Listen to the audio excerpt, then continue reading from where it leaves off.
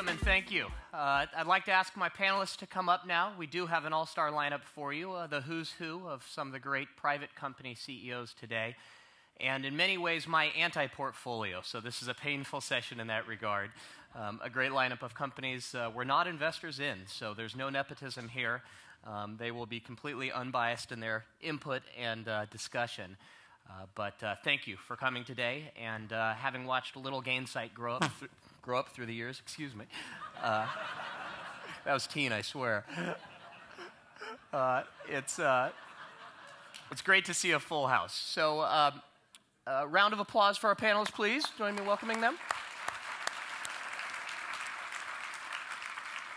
As we get into it, we are going to welcome heckling from the crowd, so if you've got questions, please raise your hand as we jump into it. But we're going to start with a softball and ask the group to introduce themselves. We'll start at the far end with Umberto. And what I'd like, in addition to name and a little snapshot on your company for context, would also be some sense for your view of customer success within your organization and why this theme matters to you. Happy to. I'm the CEO of InsideView. My name is Umberto Miletti. And when Nick asked me to join, I thought a little bit about how I think about customer success. And I think about the word success. And when I ask my team what they mean about success, sometimes I hear things like, we want to make sure our customers are adopting our product. We want to make sure our customers are happy. We want to make sure our customers talk to us. And I view that as being really more measuring our success and not so much their success. So I'm always pushing, what is success on the customer's side? So maybe a show of hand. How many of you feel like, this is an important question, the majority of your customer success people deeply understand their customer's business, strategic initiatives at the client side? Yeah, so 15% maybe. And you know, so my hand was down. Because I think we have a lot of work to do there. And so when I think about how do you understand the customer's success, I think first of all you have to understand the customer. What is their business? What's their business model?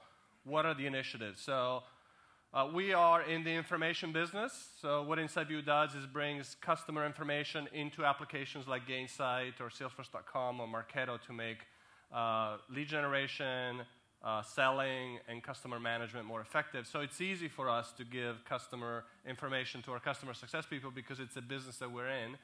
But obviously that's important. It's important to give our people not just a bunch of utilization metrics, but really information about what is this company all about? What do they care about? What is their business? How do they measure success with their product? And my view is if you can do that, if you can tie yourself to revenue, cost reduction, their customer success, then I think churn becomes a completely different issue because now they can go to their CFO and say, I'm going to continue to spend X amount next year, but I am expecting this amount of benefit. So I think that's critical. The other thing I notice is oftentimes in the sales process, we're talking ROI, value, maybe we're dealing with a VP or a CXO. But then when we go to implementation, we're now talking about features, functions, customization. Oftentimes we're dealing at the director level or individual contributor. And I think that's the other part of the issue is those people at our customer don't necessarily know their business model. They don't necessarily understand the company metrics. So I think the other thing to do that we try to encourage our team to do is walk back up the stack and make sure that we have time with the executives at the company to really understand what are they trying to accomplish. And so just a little story to wrap up, and then I'll pass it on, and I hope I'm not past my 3 minutes. So our customer success people get notifications every day on things that happen at our customers. And one of them saw a tweet from a CMO at a company. Actually, the CMO was not our customer. We're working with the sales organization. But the CMO said, it's a New Jersey-based company, said, you know, around the holidays, people in New Jersey still need help. So if anybody out there wants to help the people of New Jersey from the storm, from the hurricane, then let me know. And so our customer success person engaged, the CMO appreciated that, told the CEO, and all of a sudden our relationship that was with sales got expanded into marketing. So just those little touches and staying in touch with the executives I think is critical. So to wrap it up and bring it back to Gainsight, what we're now implementing is a 4-quadrant model where we score all customers on the x-axis on how well are they adopting InsideView, and on the y-axis on how strong our relationships are. And our goal is to put all of our customers either in the top right quadrant, green, bottom left quadrant, red, or one of the other two yellow quadrants, and help our people understand how do you move a customer in quadrant A, B, C, D up to the top right, so that we can do this not on a one-off, but we can do this systematically. Thank you, Razor. Yeah, my name is Razor, and I'm the founder of a company called Achievers. We build an employee success platform. So it's a Facebook-like application that helps companies engage their employees to go above and beyond, achieve their goals, be recognized for their accomplishments, and really align them to the goals and the values of an organization that matter most to our customers and their success. And the way that we think about customer success, and it's something that we've really built into the company's DNA right from the beginning. It really aligns to our mission, which is to change the way the world works. So we look at all sorts of different, we sell into HR, into the enterprise, and we look at how things are being done, sort of the best practices of HR, which are generally not that best, not that great to begin with. And what we wanted to do is we wanted to more align ourselves and our customers in helping them move the needle and helping them be successful, similar to what you talked about by understanding their business. And we monetize a couple different ways. When employees are successful on our application and our product by hitting their goals or living their values, they earn points that could be redeemed for real-world rewards like Apple iPads or Coach purses. And we actually make 25% of our revenue comes through subscription and SaaS, sort of typical of most SaaS companies. But we actually monetize more so by the success and the results that we deliver. And the analogy that I use is sort of think of a travel agency that's selling you an airline ticket and you're going to some all-inclusive and it's like, hey, I hope it's a great experience. Well, in our world, we're your travel companion, right? We're buying the seat next to you. We are, whether you like it, sharing the same bed. Like if the resort sucks, we're eating that food too. Right? So we are like right alongside in this whole journey with our customers because, again, 3/4 of our revenue happens when our customers are successful, which completely changes how an organization thinks about customer success. And that's how it's really how Achievers approach towards customer success. Chris? Great. Yeah, hi. I'm Chris Cabrera. I'm the founder and CEO of a company called Xactly. And we are in the compensation space. And so a little over 8 years ago, we founded the company really to help companies inspire performance through the use of incentives. The incentives, he talked about points and things. We do a little bit of that, but really it's cash incentives for salespeople and other people. And we've been doing it for a long time. We're great at it, and we have tons of customers, including Gainsight and people like LinkedIn and Salesforce.com and GE and Hyatt, and the list goes on and on. We came into this business, as I say, a little over 8 years ago from the on-prem world, and I came up the ranks through sales, and I was the person who ran sales for an on-premise company, and we'd run around the world selling CDs to people, and we'd get them to pay us $1 million or $2 million for it, and they'd take a year to install it, and we'd charge them 20%, the whole drill, right? And by the time, as a salesperson, a senior person in the company, I don't want to say we didn't care about when they went live. It's just that we couldn't care for the most part. It was so unpredictable, and we had to go find the next sucker that was willing to spend $1.5 million. So I came to Xactly with that kind of mindset, and so we started selling our first customers, and it never dawned on us that we actually had to renew these customers. It was our mindset in the early days was just sign customers more and more, and as we got to that first stage of renewals, the first year, all of a sudden it was like, well, wait a minute, we got to make sure these customers renew because, we started seeing customers kind of walking out the back door as fast as we could get them in the front door. And this was not a great thing when you're the CEO for the first time of a SaaS company, again, back in like 2006 timeframe, where there weren't a lot of other SaaS brethren to go check in with. We weren't doing conferences like this where you could talk to people about how to do it.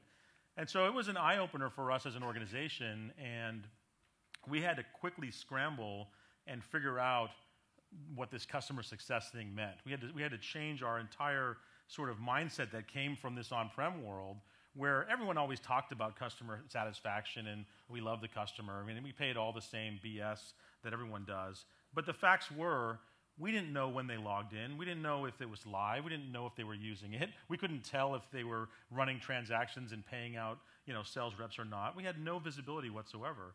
And so the aha moment for us and for me personally in the space was very early on in the Xactly years, very early, as I say, those first few renewals, where the light bulb went on and we sort of said, geez, we can actually see when they log in. I mean, it seems funny now to be talking about that, but I mean, that wasn't our thing, right? We were comp people. We wanted to help people design better comp plans that paid the right person the right amount on time every time. We weren't thinking about, gee, how many people are going to log in? When do they log in? What pages do they log into? And of course, very quickly, we started to see those amazing correlations between the people who log in and the people who renew. And the direct correlation between the people who are not logging in and when we call them up to renew at the 12-month mark, they said, we're not renewing, what are you talking about? And so that kind of created and spawned this whole thing, which I'm sure we'll talk about, where today, I think I'm happy to say I think we have some of the best people, many of which are in the room here, working with Gainsight. I think we're leading the SaaS world in the ways that we go about renewing customers, and like Umberto said, alerts that go off. The second somebody's not using it, we don't wait for the 12-month renewal. We know in month one, hey, if they're not logging in, if they're not using it, there's people on the phone with those folks to make sure they do. So anyway, I better stop there, but we're anyway. going to come back to some of those themes, but Tien, if you could do the same, please. Sure. Yeah. So, name's Tien Tzuo, CEO, founder of a company called Zuora. We are known as a billing company. But the story of Zuora is really the story of what's going on in this room. And our premise is really that innovation is being less and less offered as a product, right, that you kind of deal with yourself, and more offered as a service. And when that happens, companies start shifting their focus away from how many units of a product they sell to how strong are their customer relationships, right? And that's why you've got a conference here today really focused on customer success. The other thing that happens then is you find that you need a very different back-end infrastructure to run your company. And so what we provide today is not just billing, but a commerce billing and finance solution that we put under the umbrella Relationship Business Management, or RBM, as an alternative to traditional ERP systems for really building the businesses of today. I've got two quick customer success stories to share with you. The first one real quick is, just having been there at the birth of the whole term customer success, right, which we invented at Salesforce, and it's a lot of the themes that you hear today, right, that says, renewal rates, churn rates. We really need to start focusing on adoption, usage. We figured out that login percentage was really, really important. If you're from Salesforce, you know about this TLP thing, right, that they stamp each customer record with. And then we created an adoption team. And first we said, let's call them adoption managers, account managers. We had a chief adoption officer. And then we said, the term really should be customer success. And we kind of gave birth to that term, that title, and that department. And it's great to see, really the whole industry starting to adopt it. When we started Zuora and we looked at customer success, that was our premise at first, right? Let's look at adoption, let's look at usage. And what we found was we had a different challenge here. We had a different challenge because this whole idea of how to build a subscription economy business was very, very new. And what we found was, in the old days, it was more like, well, customers knew what customer success meant, and we just had to give them the products to use it. In this new company, our customers actually didn't know what success meant, right? Because there was a lot of new things that we're trying to figure out. They're trying to figure out how to price and how to automate and how to acquire customers, and what does nurturing customers mean, and what are the financial metrics they needed to run their business. And so, through a 3-day offsite, we actually transformed our definition of customer success. We started off with, hey, what do we want our customers to do? All right, what do we want them to use, and what are the features, and so on and so forth. And the transformation for us is to say, let's take ourselves out of the equation, and let's define a framework for customer success that's independent of us, that really allows our customers to be successful. And this is where we had a breakthrough. We said, look, there's 9 things that our customers are trying to do to be successful in the subscription economy across commerce, billing, and finance, right? And it starts with pricing, it goes to acquisitions and billing and collections and nurturing, and then accounting for the revenue and measuring, iterating, all the way to scale. And we said, let's take 9 things, let's create a framework around this that we call the 9 keys. And so we actually launched that 9 keys here in this venue last year at our Subscribed event. And as a way of talking about customer success, it's independent for us that really is a living, breathing thing that really all companies can use if they're trying to be successful in the subscription economy. We really, really embrace this, right? And to the point where, we took the whole company. There's a video out there on YouTube, right, that says, and taught them about customer success and taught them to use this framework to walk in our customers' shoes. When we win a deal, the SEs actually write what we call a 9 keys write-up to say, well, what is the customer trying to do around pricing and acquisition and billing? We share that with the entire company, so the engineers read it, finance reads it, HR reads it. When a customer goes live, our professional services team writes an updated 9 key summary. Well, this is what we actually did for the customer. You can actually compare that to what the customer bought. And we're going all out. And so we're actually launching something we call the Subscribed Academy. We're going to do it at the Subscribed event this year, which is actually, I think, in 3 or 4 weeks, the first week of June.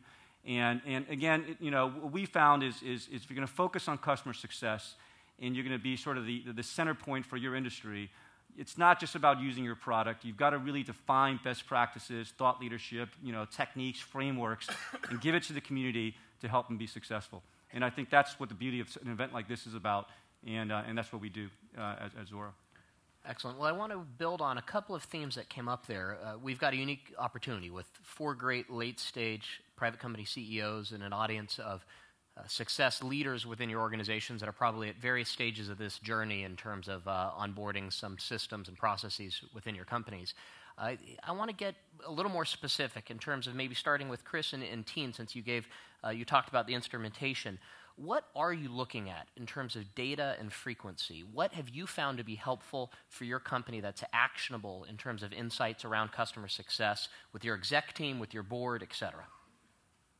Well, I'll take that first. I think in terms of frequency, it's not like we do it once a week or once a month. It's every day.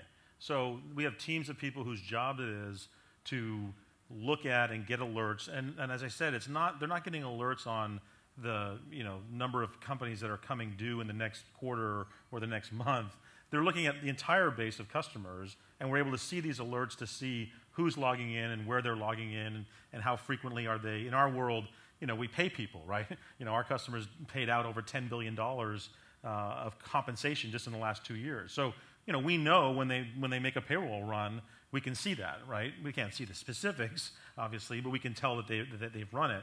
And so those are the kinds of things that we're specifically doing. But I also would key in on something Tien was saying where, a lot of times the customers don't know. And in this, where I would take that is our customers don't themselves even know who's logging in, right? And so imagine our customer has 1,000 salespeople all over the world, and they're logging into their Xactly, compensation tool. Well, we started realizing that we could provide those login details to the customer, our super user, right? The admin that manages all this comp, and say to them, look, these people in Europe, for some reason, are not logging in. They're not getting value from the system that you've purchased and are using this. So either there's a training problem, there's a communication problem. I mean, what is the problem? Because the rest of the country or world is logging in at this rate, and you know what I mean. So we help them help themselves. Do you risk them downsizing the subscription in that process? No, in our case, no, because a subscriber is a person getting paid. So unless they're going to stop paying somebody, they're kind of locked in, and they're happy about that. That's not a bad thing. Okay, great. Tien, same question. In terms of make this tangible for the audience, what have you found to be helpful? I think there's a journey that you go through. I'll just describe it as sort of level 1, level 2 instrumentation, right? And the first journey is always selfish, right? It's always, well, how do we prevent churn? How do we get customers to renew? And you realize that adoption is really important. For us, we're a commerce, billing, and finance application, so we look at how many invoices do they send out a month, how many quotes do they generate, how many revenue schedules do they create, and so on and so forth, to get a sense of usage of the application. That's important, right? And then you set a benchmark, right? For us, we know that, if they send a certain number of invoices every quarter, then, that correlates really well with stickiness, right? With reduction in churn and with renewal rates. But then the question for us when we have this 9 keys framework is, okay, but how can we take ourselves out of the equation? How can we see it from the customer's point of view, right? And how can we create metrics that are business impactful to them? How can we show them that, look, used to take you 12 days to close your books, and now it takes you 3 days, right? You used to spend 3 hours tracking revenue recognition every day, and now you can only do it in 15 minutes. Right? It used to take you 3 weeks to send out the bills, and now it only takes you 15 minutes. It used to take you 6 months to get out a new pricing plan onto your website, right, that you can support the strategy that you have, and now you can do it in 2 days or you can do it in 15 minutes, right? And so how do you then instrument the system? Again, we have this 9-key framework to say, here's how we're delivering tangible business impact to you: pricing, acquisition, billing, collections, all the way through accounting, iterate, and scale. And this is a journey that we're going through right now. I mean, our vision is eventually we can actually instrument to give our customers a dashboard, right, of the business impact. But this is a process. This is a process we're all learning through. But that would be where we want to get to. Excellent. And to build on that, Razor, you'd said before that your business has success when your customers grow, that you are tied to their expansion, therefore customer success and implementation, I'm sure, is particularly important to both your sales and support teams. Can you talk a little bit about what you found as you've gone into the data, surprises, positive or negative, actions that you've taken now that you've got the instrumentation and your team's been able to execute a success framework?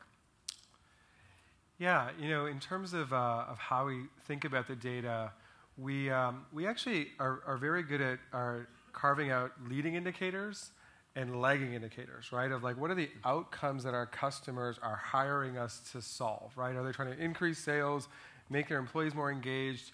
And we're clear on those, and when we start the journey, those are clearly defined and agreed upon up front and how we're going to measure them along the way. And we don't really then focus so much on the outcome or lagging metrics, right? We have a team that just focuses on, well, we know if you want to get to A, B, or C, right? Here's where we need adoption to be, right? Here's how we need to move, X to Y. And Holly, our VP of Client Success, and her team, from the moment they launch, we know the importance of getting executive buy-in and using it. That's a key leading indicator that the managers are going to follow their lead, and it's going to permeate down to the employees, where we'll build this, authentic culture of recognition. And then we'll know where they should be in 30 days or 60 days. We'll look at their peers and comps of other companies that are like them.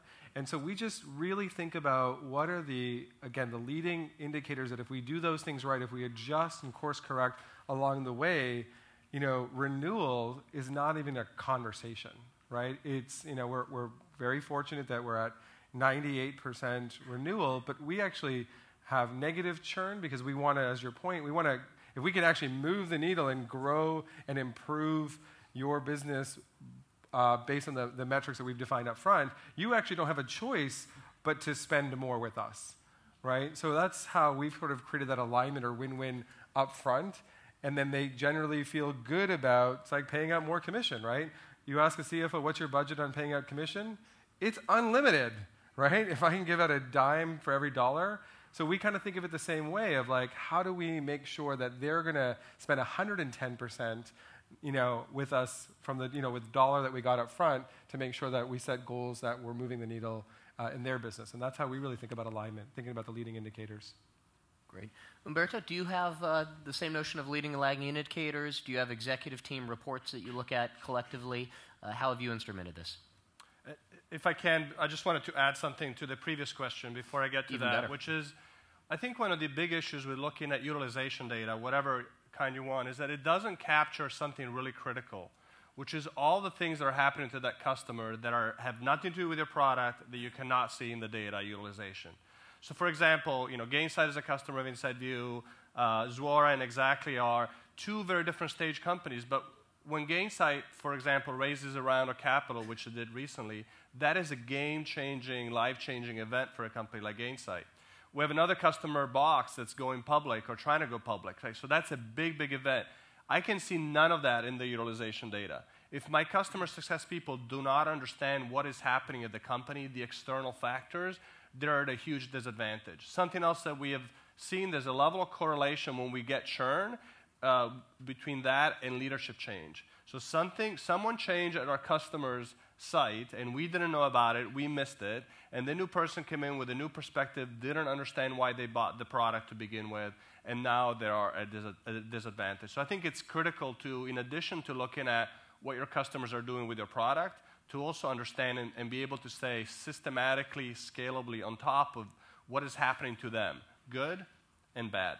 Now, to the topic of how we look at it from a management perspective, again, what we look at is simplistically is a 4-quadrant view, which is we have we have different levels of customers, but we track more closely our biggest 400 customers, and we put them in 4 quadrants. And I know whether a customer is green, A quadrant, B, C, or D, and quickly I can tell, just simplistically again, x-axis is utilization and y-axis is strength of relationship, whether it's something that we're in good shape, we need to intervene, and I can see how things are moving from one quadrant to the other.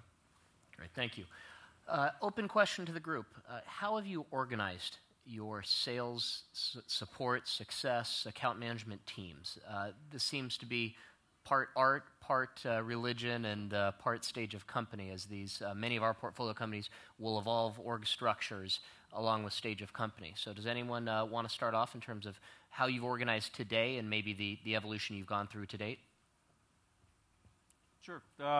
Today, we put sales and service under one group, and we've got a customer success and customer support in another group that rolls directly to me. I don't think there's a right or wrong answer, right? And I've sort of heard all the arguments, and there's times where professional services sat closer to customer success, and because it really comes to the your goals for the year, the staff members you have on, right? There are pendulum swings where 2 departments aren't working very well together, so you kind of try to shove them together, right, to force that, and then they start working together, and then the other 2 departments don't work together very well, so you try to shove them there. And so organizations by nature need to have a little bit of fluidity. What we try to say is, look, what are the structures, what are the concepts, right, that rise above that all employees, and we're about 360 employees now, right, so we're getting large, and how do you weave all 360 people together? And so that's why we came up with a customer success framework. And we teach every single employee what that framework is on the way in. Right? We bind every department's work to that customer success framework, right? So it's used in our sales cycle, it's used in our implementation cycle, the product roadmap is organized around it, right? The support cases are organized around it. And that winds up being the unifying factor, because when you have that, then you worry less about how the organization is structured, right? Because, everything leads up to it. And then, the executive, my staff members have to look at the business in a unified way, so they're not siloed in how they think about things, right? They all have to own an overall customer success perspective or metric, right, that the whole company can rally to. Anyone else? Yeah, maybe I'll add to that. So I agree with Tien. There's no right or wrong answer, right? And you guys at Salesforce.com started doing this 10 years ago, and I think you probably tried 6 different models along the way. The way I think about it is, Maybe 20. What's that? Maybe 20 models. Maybe 20. If I think about what type of role is ideal from a customer perspective as far as being the primary relationship with InsideView. Is it more of a customer success role, or is it more of an account executive sales role? And that really depends on the maturity of the customer. If the customer already has adopted InsideView broadly, then really the key is helping them be successful with that decision. Oftentimes, I'd say the majority of the times in a company, we are not fully penetrated. We're in a division, we're in a business unit. In that case, I think it's best for the customer to have more of a sales mentality dealing with them, who's always thinking about how can I help you more? Where else can I help you? So it really depends for us on the maturity of the account. So we've gone through a couple of iterations ourselves, and now I'm thinking about, especially when it comes to large strategic accounts that are global in nature, of having more of a sales lead to just help the customer walk through how do you adopt this globally, where more mature accounts, the lead on our end might be more of a customer success role. I agree 100% with both of them. I think I agree with Tien that there is no right answer as far as where it should be. We're a company that doesn't believe in org charts. We don't even have org charts, so I don't care where it sits in the organization. I think it's more important that it be recognized across all organizations as the importance that it has. Last year when we were on this panel, we talked about my churn czar, a guy named Bernie Kassar, who's somewhere in the audience out there. And he's a senior member of our leadership team. So he's got a voice at the table equal to the voice of the VP of sales. And so there's a tremendous power there. But to Umberto's point, we're a company that is absolutely a land and expand company. We don't go and try to boil the ocean and do these global deals. I mean, we're starting to do that as we get larger, but we go in and do one little group because we know we're going to grow like a weed. We know it's going to be like, drugs. Once they get one group happy, the other group's going to want some of that, right? So it just keeps growing. And I think in that environment, exactly what Umberto said, I mean, you can't, and I think, and this is self-serving, I think compensation is very important in how you treat both of these organizations, sales and the customer success people, so that there are incentives beyond just altruistic incentives. There's monetary incentives for them to work together and do what's right for the customer and expand our footprint within the customer to the largest that it can be. So, Chris, you touched on something that I was actually going to follow up on with Umberto maybe as well. The comp models do drive some element of behavior, and yet these are nuanced situations where customers logically would be best aligned with different ownership models at different stages of progression. And so do you have hard and fast rules internally that at 6 months an account goes from sales to customer success or to account management? Do you allow overlaps? Do you call audibles on a per deal basis? How do you set up your team so that there's some repeatable pattern there? Yeah, as you can imagine, the answer is it depends because there's always a corner case. But the general rule is that a rep who sells a deal will get to keep that deal for a year. So any add-on sales that they're able to do for the following 12 months that they get. And then it goes to the customer success teams who are also incented to expand the footprint within the companies.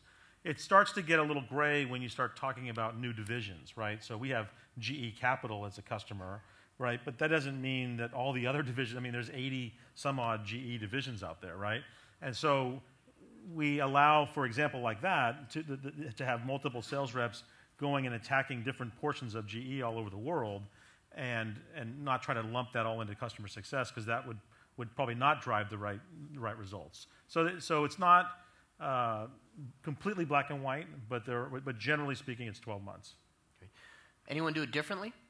Yeah, I mean that's the classic hunter-farmer model, and we decided to do something a little different, and so we don't really use the word hunter-farmer. So our salespeople own ARR growth, right, bookings, and if there's an upsell, no matter what it is, the sales rep really owns that, and our customer success team is not sales, and so they don't have they're not on a sales comp plan, right? They're focused on adoption, they're focused on customer satisfaction, right? The leading indicators of renewal, and that's how they truly drive it. And so we can't have an account that has both a salesperson and a customer success person. It all depends on what's going on inside that account. And if account is tapped out in a sense, right, where you sold them everything you can, then the customer success person really winds up driving a greater ownership. That's rare, right? There's always something more you can do with accounts, but that's the rough feel of things.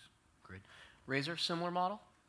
Yeah, we're a little more like Tien, where it all rolls up. So sales and customer success rolls up to our chief revenue officer. And because so much of our revenue is dependent on customer success, we try to think about how a customer will interact with us from their first meeting and learning about the solution and how a partnership would look like and get the ARR and get that new bookings. And then as part of that process, we'll bring in our professional services team and we'll bring in our customer success team all up front so everyone understands that if we are going to partner together and go down this journey, that we are all signing up and aligned to an outcome together. It's not like sales can sell a crappy deal and then hand it off to professional services, and then client success is like, why are we in this business? That never happens. Come on. And so what I describe as our utopians, sometimes that even happens at Achievers, but we try to avoid that because we're one team with one partnership and all accountable to the same leaders. So for us, that how will our customer value and look at the relationship with the people that deal with Achievers and what's optimal for them is really how we've designed the organization. And once the program and implementation gets launched, and we again measure customer success along the entire journey, the salesperson will come into the conversation and look for opportunities to grow and expand, absolutely. But it is really 75% of it happens on the customer success side, who is really a trusted advisor. So they're not they're comped a little bit around Net Promoter Score or around growth in the account, but we really want them to be an extension of our client's team. That's kind of how we think about their role, not so much serving what's in the best interest of Achievers, because what's in the best interest of Achievers is when employees succeed, right? So we kind of make them think about customer first. Alrighty, we do have a few minutes for audience questions, so think of any questions you may have, and I'll give the panel one more myself while we queue it up. And that's lessons learned. Are there things that, with the benefit of hindsight, you would have done differently, whether it's moving more aggressively to these models, staffing differently? Were there some painful failures along the way that you wish you could undo?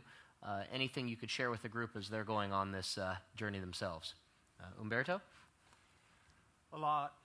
More than I can remember right now. But as I was saying last night to a group of peers, I have this defective gene, which is I cannot remember the past, which is the only reason why I can imagine starting companies, because most great entrepreneurs I have forget that all one. the pain that's in the past.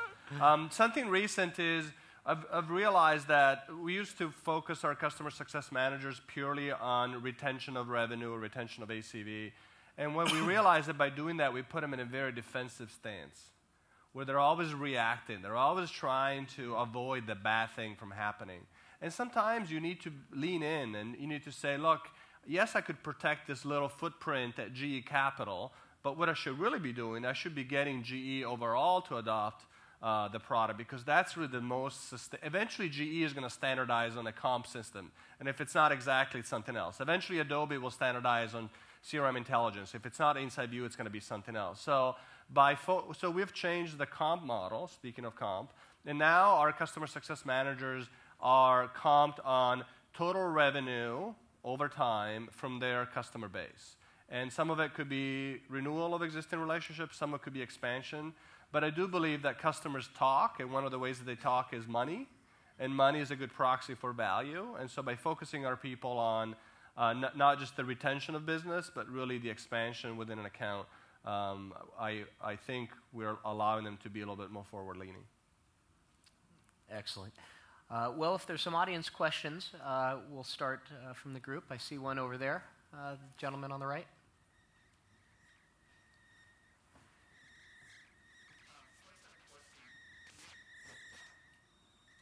Yell it out and I can repeat it if the mic's not live. Okay, yeah, I don't think it is.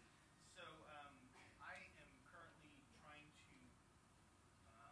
segregate my support team and my client success team, and I'm running into a lot of problems with that because they've both done the same thing for a long time, and just trying to figure out if you guys had any advice on a good way to do that, or if you've experienced that, because it seems as though a lot of calls come in to my client success team.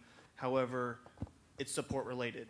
So then to pass them off to support is kind of a waste of time. So just curious if you guys have had any experience with that. Sure. So the question is how to separate support and success as the teams have grown larger, presumably, and start to split apart. You've got overlapping roles and redundancies. Does someone want to field that? Yeah, I mean, what I suspect is going on there is, nature abhors a vacuum, right? And so, the challenge of the customer success role is it's not well defined. You don't go to business school and there's no class on how to structure a customer success role, right? It's a new thing that's being created in this room right now. And so you've got to go sit down and define that role, right? There's not a lot of, you can talk to other companies, you can talk to other companies here, but you got to define it.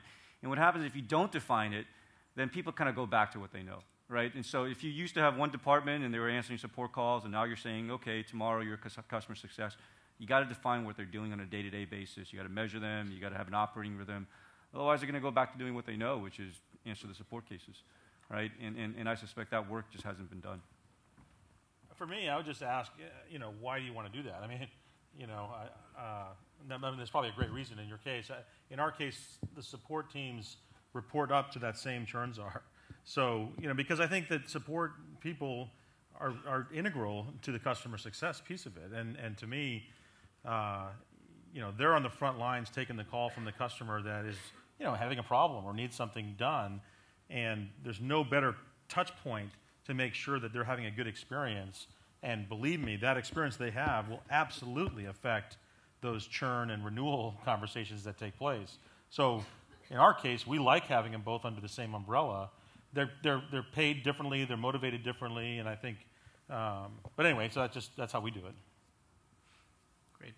Other questions from the audience? There's one right here. Yes, please. I had a question based around what Razor and Tien were talking about with separating upsell and renewals outside of the customer success team. And so something we've run into in the past is customers complain about too many people that they have to be in contact with. So how have you guys been able to maintain a successful relationship without overwhelming them, having a salesperson, customer support, customer success, and know who they need to go to for the right things? I'll start it off. So we had that same experience, and I think having that one consistent person that interacts from your company to your client's company has worked really well for us. They want that consistency. They want that relationship. Again, we think of them as a trusted advisor. And while they're not comped on selling more into a customer base, they're always looking for opportunities that they've identified within a customer and almost will ask for permission of saying, you know, we've seen similar challenges in companies like yours. Can I bring in someone to talk a little bit more about how, you know, sales driver was going to help improve performance? And so, again, because they have that relationship as a partnership, it's not like they're sort of parachuting in and us there to sell you more stuff. We're trying to add more value because we're very attuned and aligned to helping your business succeed. So I agree. I think the one person is key to maintaining that relationship. Yeah, so out of the 20 iterations that Umberto referred to, heard that a lot. This is more from the Salesforce days. You know, you're confusing me, too many people in accounts. So we actually still throw multiple people in the accounts. We're getting a lot less noise back, and I think it's because of two things. One is, you know, we have very specific role definitions, right? And so if you can go to the customer, you can say, look, we got a lot of people at your disposal, right? Here's 7. And here's the different people that you go to. Now, if all else fails, go to this person. He'll guide you through it. But there's 7 different people, or there's 10 different people, or there's 4 different people. And oh, by the way, you know what we'll try to do, we'll commit to you, is that we give you the same view, right? So we're all sharing the same information. And so if you start with this person, and for some reason you go to this person, that's the expertise, we'll make sure that, you know, they share the same view and same understanding of who you are as a customer. I mean, that's hard to achieve. It requires a lot of coordination, a lot of systems work on the back end. But if you can accomplish that, then the customer doesn't mind, right? You know, and so we're getting a lot less noise about that. But you want to define it, right? Because if you have 2 people that both have a compensation component to upselling the customer, then it starts to get confused, right? You're blurring the lines a little bit.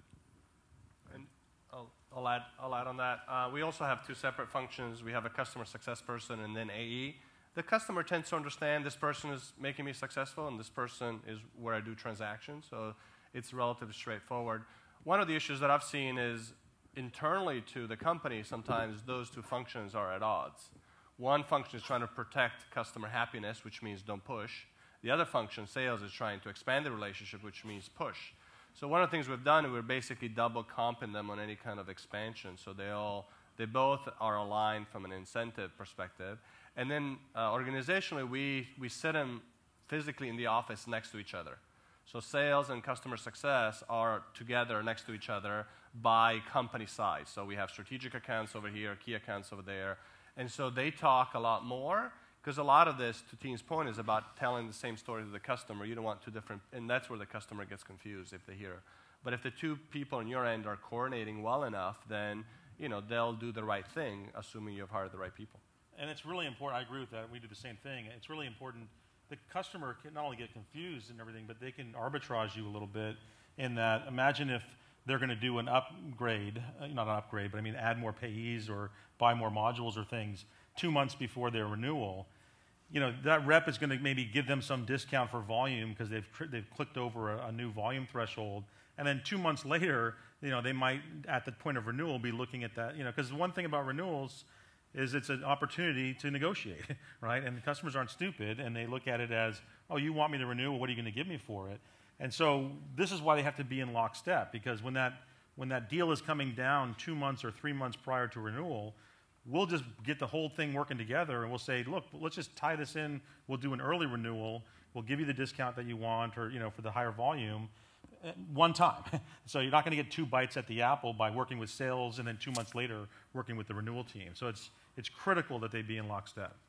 Excellent. Well, thank you for the setup. I think this group kicked off the conference with a lot of themes that you'll see in the sessions throughout the discussion this afternoon and tomorrow. Please join me in a round of applause for our first